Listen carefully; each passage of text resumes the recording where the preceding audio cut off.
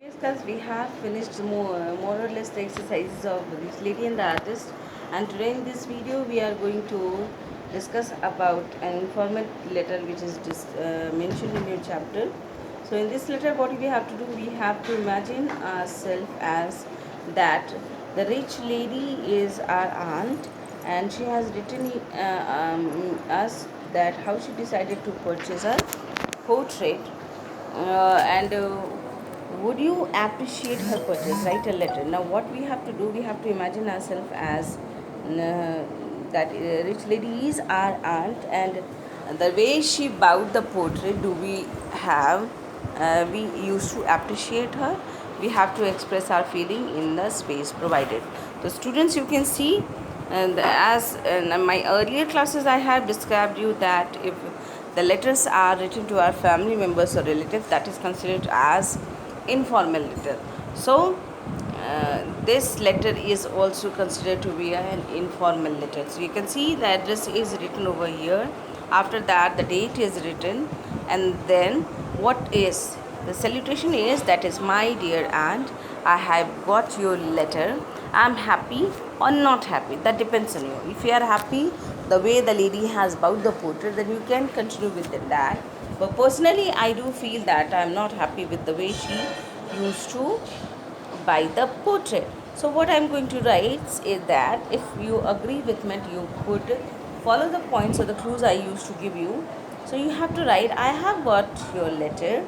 I'm not happy the way you bought the portrait, because the artist has done a lot of hard work for the portrait, and you have, it seems that you are not able to make your own decision.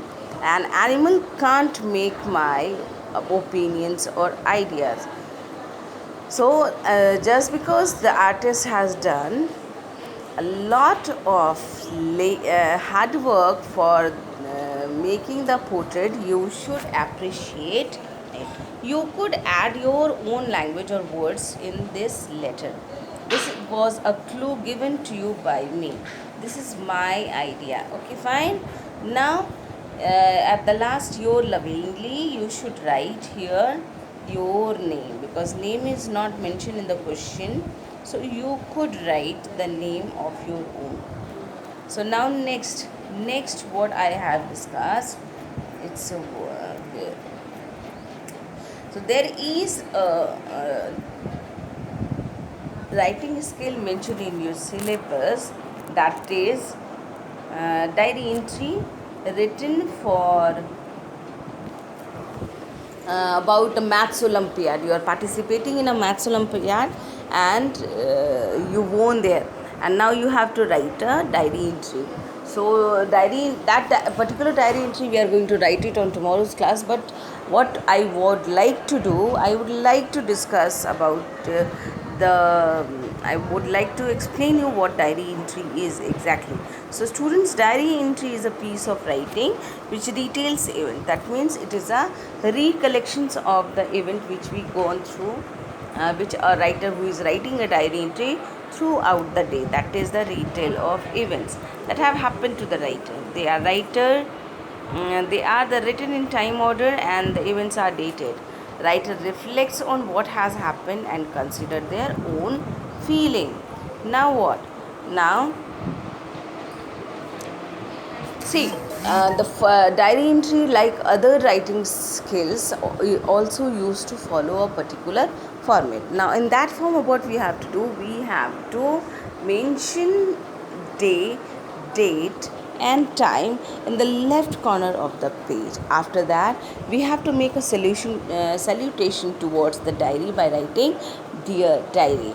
So now this diary entry is also divided into three paragraphs. The first paragraph will include the introduction of the diary entry. That means you should write one or two lines for the introduction of your diary to what you want to write in your diary, what you are writing in your diary. You have to make an introduction through your lines.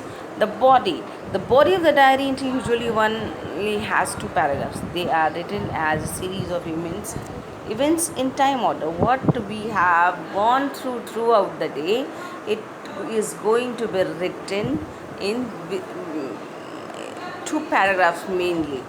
Now, the third paragraph will make a comment towards the diary entry. What we have written in our whole day diary, that will be concluded with a comment in the closing paragraph. Now, we should be careful about the language features of diary entry also. What are the features? The diary entry is always written in first person. It is written always in past tense, and we use note form for writing a diary entry. We should use powerful verbs, adjectives, and adverbs. Use of informal everyday language. That means it is not necessary that we should use a very delicate and sophisticated language in our diary entry. The language which we use to speak regularly, that could be used in writing diary entry. Okay, now what next? We should be careful that there must be a frequent use of exclamation marks like oh, wow, great, these things. Use of chatty asides, example, as usual.